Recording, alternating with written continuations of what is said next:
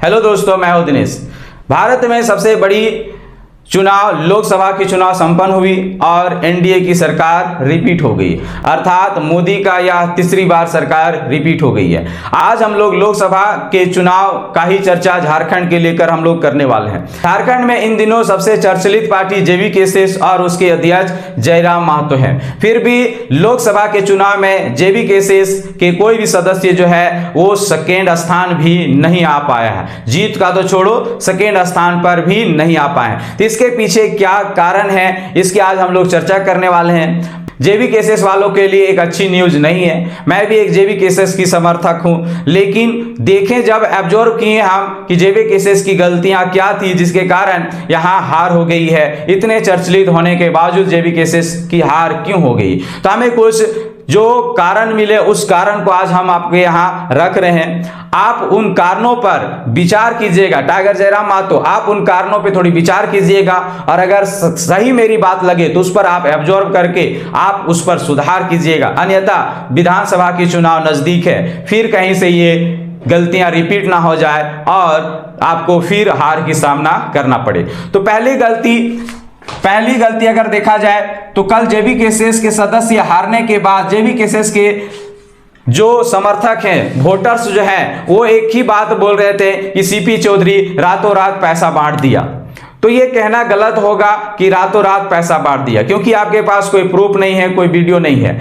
और जहां तक मैं जानता हूं जेवीके के वोटरों को तो कभी बिकने वाले नहीं है, क्योंकि जेवीके पार्टी जब से बनी है और जयराम महतो के मार्गदर्शन में जब से झारखंड के लोग चलना प्रारंभ किए हैं, वो घूस लेना बंद कर दिए हैं। क्योंकि जेवीके जब से पार्टी बनी है और जब से वो अपना सभा संपन्न करते हैं तो लोग दूर दूर से अपने तेल से, अपने गाड़ी से आते हैं। तो आज वोट के दिन 1000-2000 में जेवीके के वोटर नहीं बिकने वाले हैं। तो ये कहना गलत होगा कि जेवीके के सदस्य जो है वो पैसे में कुछ बिक गए, तो ऐसा नहीं है।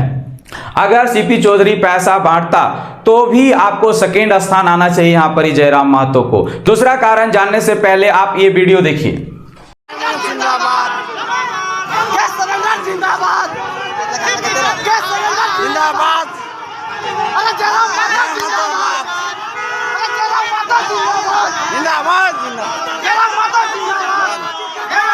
जिंदाबाद, जयराम महतो जिंदाबाद, जयराम महतो जिंदाबाद, जयराम महतो जिंदाबाद। जयराम महतो जो एक पढ़े लिखे नेता के नाम से जाना जाता है, वो पढ़े लिखे के कारण ही झारखंड में इतना पॉपुलर हो पाया है। तो जयराम महतो को अपने वोटरों को ये कार्य करने से मना करना चाहिए। लाबुंदर महतो जब गिरिडीह में प्रचार प्रसार के लिए आया तो जयराम महतो के वोटर्स एवं सपोर्टर्स जयराम महतो के चुनाव चिन्ह एवं नारा लगाकर इसे यहां से गाली गलौज देके भगा दिया गया। उसके बाद यह वीडियो जो है वो सोशल मीडिया में जो है वो वायरल होने लगी, जिसके बाद जयराम महतो को एक वीडियो के माध्यम से जरूर बताना चाहिए अपने समर्थकों को कि ऐसा करना गलत है। अगर लाबुंदर महतो के जगह पे जयराम महतो होता और जयराम महतो को अगर किसी पार्टी के दल गाली गलौज देकर भगा देते तो जयराम महतो जरूर बोलता कि अनुच्छेद 19 के क्लॉज 1 के घ में भारत के अंदर किसी भी क्षेत्र बिना रोक टोक के घूमने का अधिकार है। तो लेकिन जब ये बात हुई, जब अपनों में आ जाती है तो जयराम महतो कानूनी वगैरह छोड़ देते हैं। तो ये इस पर ध्यान देना पड़ेगा और अपने वोटरों को जो है कंट्रोल में रखना पड़ेगा। तीसरी गलती देखने से पहले ये वीडियो आप जरूर देखें। ना साला मूर्ख मंत्री है, मुख्यमंत्री नहीं है, सीएम है ना, चीफ मिनिस्टर नहीं है, चूतिया मिनिस्टर है साला। इस वीडियो में बेबी महतो जो है वो मुख्यमंत्री के प्रति अश्लील शब्दों का प्रयोग की है। ये सत्य है कि अनुच्छेद 19 के क्लॉज 1 के काम में जो है वो बोलने का अधिकार है, लेकिन अनुच्छेद 19 के क्लॉज 2 में इसे रोकने का भी प्रावधान किया गया है। अगर किसी के प्रति आप अश्लील शब्द का प्रयोग करते हैं तो आपकी अभिव्यक्ति की स्वतंत्रता जो है वो रोक दिया जाता है।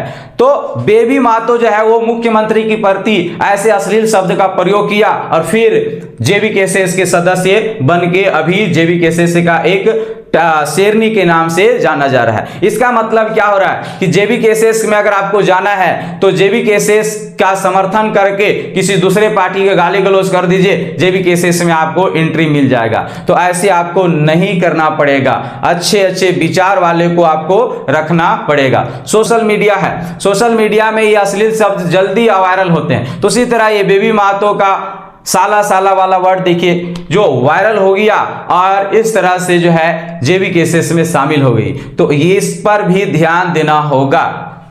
चौथा रीजन जानने से पहले जयराम महतो का ही यह वीडियो देख लीजिए।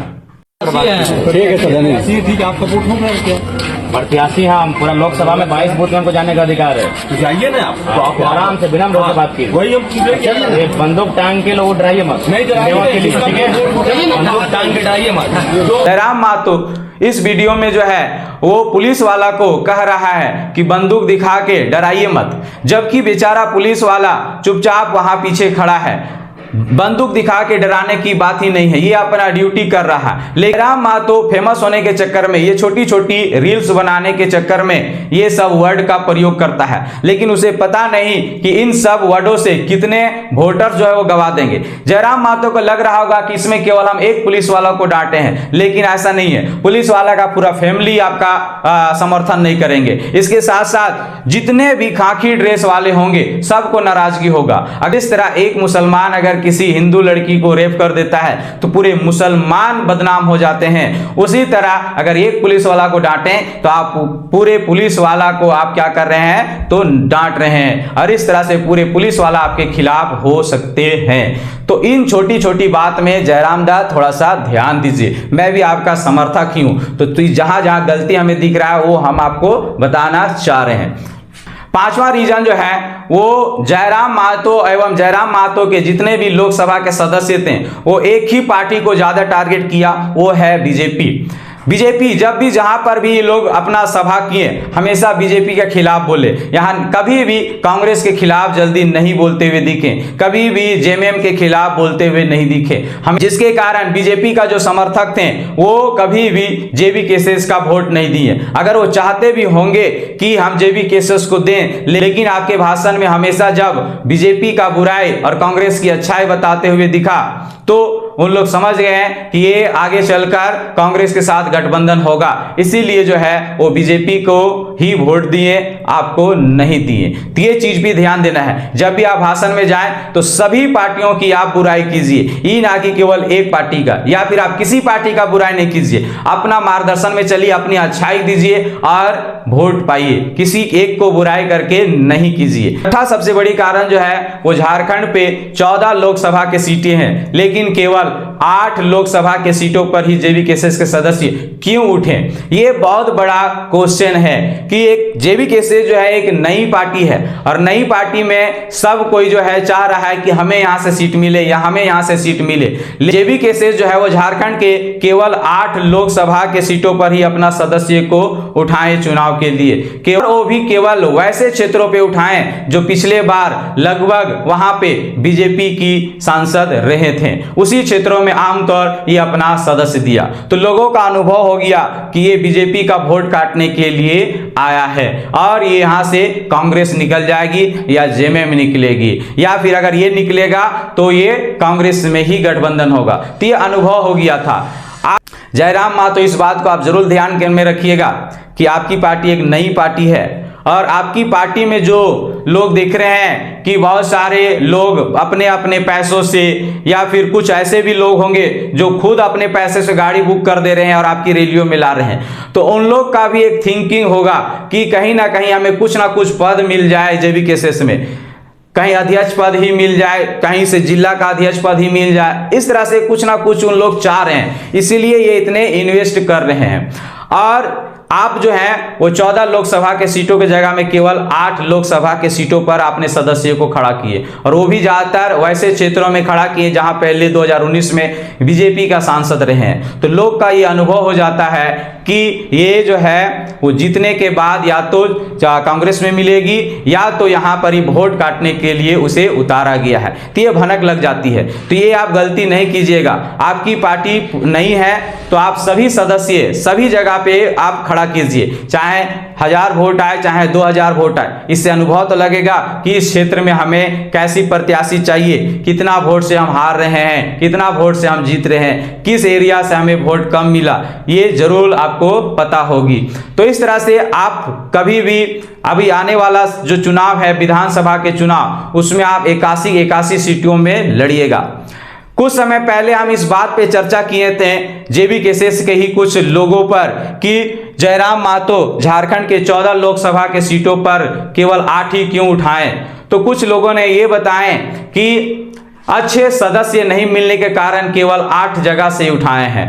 तो ऐसी बात नहीं है। ऐसे में कि लोग क्या सोचेंगे कि इतनी बड़ी पार्टी झारखंड में अभी चर्चित पार्टी बना है और इसमें मात्र 14 गो सदस्य इसे नहीं मिला, तो विधानसभा के सीट में 81 गो सदस्य कहां से मिल जाएगा। तो इस बात को आप ध्यान में रखिएगा। एक गलती आप कर चुके कि 14 में से 14 सीटों पर आप नहीं लड़ाएं, ये आप बहुत बड़ी फैक्ट है। और वैसे क्षेत्र में आप आमतौर पर नहीं लड़ाएं जहां 2019 में कांग्रेस या जेएमएम का सदस्य है, सांसद है। और लोगों के बीच में एक बहुत बड़ी सवाल कि गांडी में उपचुनाव हुई तो उसमें जेबी केसेस अपना प्रत्याशी क्यों नहीं दिए। तो ये भी एक बहुत बड़ा क्वेश्चन लोगों के बीच में है। देखिए, जेबी केसेस के जो कार्यकर्ता हैं और जेबी केसेस के सदस्य, उन लोगों तक ये सब बातें आमतौर पे नहीं बोला जाएगा। जैसे कि अभी हम जेबी केसेस के सदस्य हैं, तो मेरे पास कोई भी आदमी आएगा तो जेबी केसेस का अच्छा ही बताएगा, बुराई नहीं बताएगा। तो आपको कुछ चीजों को आपको देखना पड़ेगा कि हमें कहां पे गलती कर रहे हैं, कहां नहीं गलती कर रहे हैं। तो इन चीजों का आपको ध्यान में रख के काम करना होगा। तो ये भी एक बड़ी गलती है कि गांडी में आप उपचुनाव हुई तो उसमें अपना सदस्य नहीं दिए और 14 सीटों में से केवल 8 सीटों पर ही अपना प्रत्याशी उतारे। कुछ लोगों ने यह भी कहा कि जयराम महतो जो है इसीलिए 8 ही क्षेत्र में उठाया क्योंकि चुनाव लड़ने के लिए पैसा नहीं था। तो मैं बता दूं कि जिस तरह भी जेबी केसेस का लहर चल रही है, जेबी केसेस में ऐसे कोई भी वोटर ऐसे नहीं होंगे जो पैसा दे के वोट मार रहा होगा।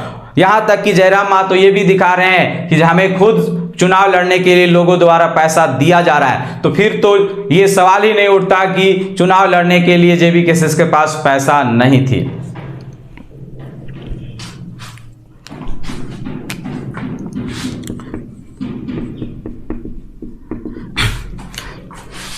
सातवां रीजन देखने से पहले ये वीडियो देख लीजिए।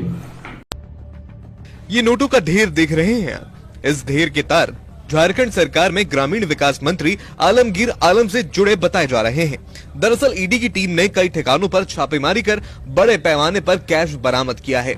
ये नोटों का ढेर मंत्री आलमगीर आलम के निजी सचिव संजीव लाल के नौकर के घर से जब्त किया गया है। सातवां रीजन यह है कि जेएमएम का कोई भी नेता करप्शन में पकड़ा जा रहा है तो जयराम महतो उस पर कोई भी प्रतिक्रिया नहीं दे रही है। कोई भी वीडियो वगैरह पे वीडियो क्लिप के द्वारा या किसी भी इस लोकसभा के चुनाव में किसी भी प्रकार के जेएमएम के बुराई करते हुए नहीं दिखे। तो इससे भी पता चलता था कि किसी को भनक लग गया था कि ये जेएमएम और कांग्रेस के बीच में ये थोड़ी बहुत तालमेल लगा के चल रहा है। तो इस तरह से लोगों के बीच में अनुभव ये था। अब ये कितनी सच्चाई है ये जयराम महतो एवं जेबी केसेस के सदस्य ही जानते होंगे। लेकिन जयराम महतो का मेरा यही निवेदन है कि आप हर धर्म का सपोर्ट कीजिए और हर धर्म का समर्थन कीजिए, लेकिन अन्य नेताओं जैसा मुस्लिम वोट पाने के लिए कभी नमाज मत पढ़ने लग जाइएगा और हिंदू वोट पाने के लिए मंदिर जाना स्टार्ट मत कीजिएगा। आप जिस धर्म में हैं उसी धर्म में संतुष्ट रहिए। आप हालांकि हर धर्म का सपोर्ट कीजिए। राजनीति में छोटी छोटी बातों को लेकर जो है वो राजनीति किया जाता है। जैसे कन्हैया कुमार ने एक भाषण में कह दिया था भारत तेरे टुकड़े होंगे। इस बात को लेकर सोशल मीडिया में वायरल हो गया और इस बात से लेकर आज देखिए परिणाम सामने है। कन्हैया कुमार जो है वो हार चुका है अपने सांसद की सीट से।